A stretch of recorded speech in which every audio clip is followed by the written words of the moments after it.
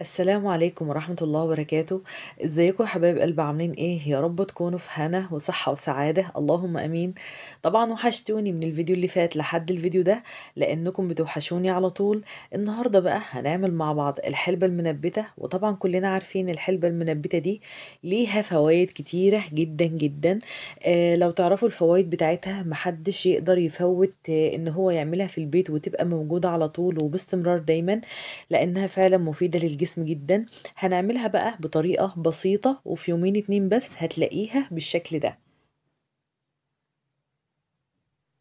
وهقول بسم الله الرحمن الرحيم. انا معايا هنا ربع كيلو من الحلبة الحصى. انا جبت الحلبة بتاعتي نقيتها كويس جدا جدا. وطبعا لازم تاخدي بالك، اوقات بيبقى فيها طين صغير كده، او بيبقى فيها حاجات على شكل الحلبة كده بتبقى جامدة. لازم تنقيها كويس وتنضفيها، فخلي بالك كويس وانتي بتنضفيها، حاولي تنضفيها كويس. وبعد كده هاخد الحلبة بتاعتي دي، حطيتها في المصفى عندي علشان برضو اعملها كده زي المنخل كده، اصفيها. لو فيها اي ترابية او عكاية هنزلها وهتشوفي هينزل منها ايه دلوقتي. انا كده نضفت الحلبة بتاعتي اهي، وبقت معايا نظيفة زي الفل. نقيتها وعملتها بالمصفى، نزلت منها اي ترابة او اي شوائب او اي حاجة، ومسكتها غسلتها تحت الحنفية غسلة محترمة كده زي ما انتم شايفين. انا دلوقتي بالليل، وهسيب الحلبة بتاعتي بقى هنقعها في المية بقى لحد الصبح. ودلوقتي نقدر نقول صباح الخير. احنا دلوقتي بقينا الصبح بقى، انا نقعتها من بالليل للصبح. شوفوا بقى الحلبة تضاعف حجمها ازاي وزادت زي ما انتم شايفين بالشكل ده. هاخدها بقى على الحوض بقى، هرمي المية الصفرا اللي فيها دي وهغسلها غسلة حلوة كده.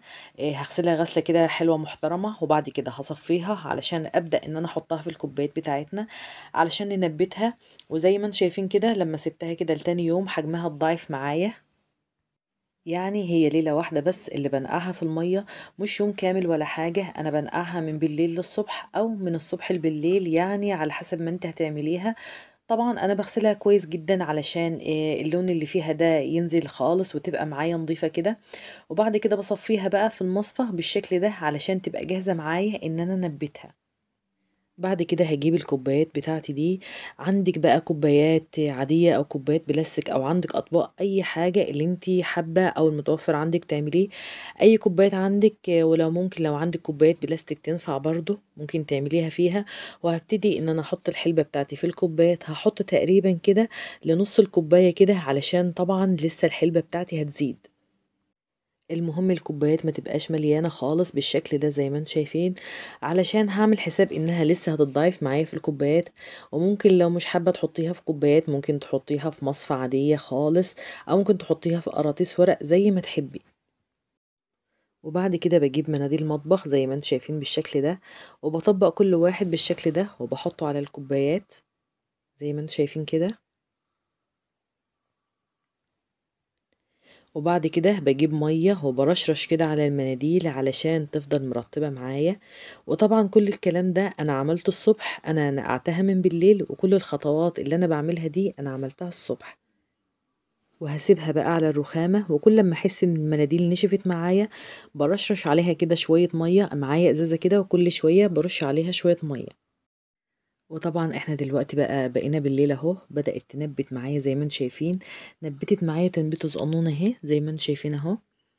حاجة بسيطة كده، انا مش قادرة استحمل، لازم اطمن على المحصول بتاعي كل شوية اهو. جيت ابص عليه، احنا دلوقتي بالليل، انا عملتها الصبح واحنا دلوقتي بالليل نبتت، بس ايه، حاجة بسيطة. هغطي بقى الكوبايات بتاعتي والاطباق بتاعتي بالمناديل، وهرجع برضو ارشرش عليها شوية مية صغيرين.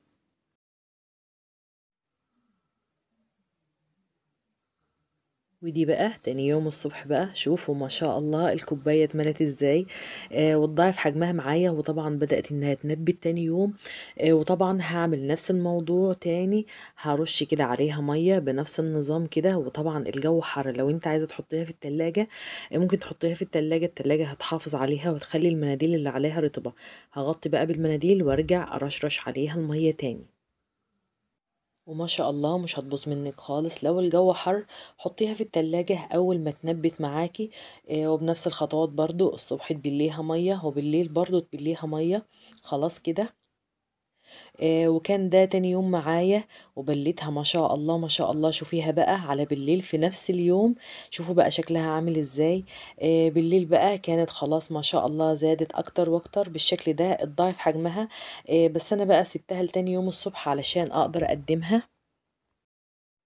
وكل ما تسيبيها كل ما تنبت معاكي اكتر واكتر. ولو عايزة تاكليها في المرحلة دي خلاص ممكن تاكليها عادي، مفيش اي مشكلة، براحتك خالص، بيبقى برضو طعمها جميل.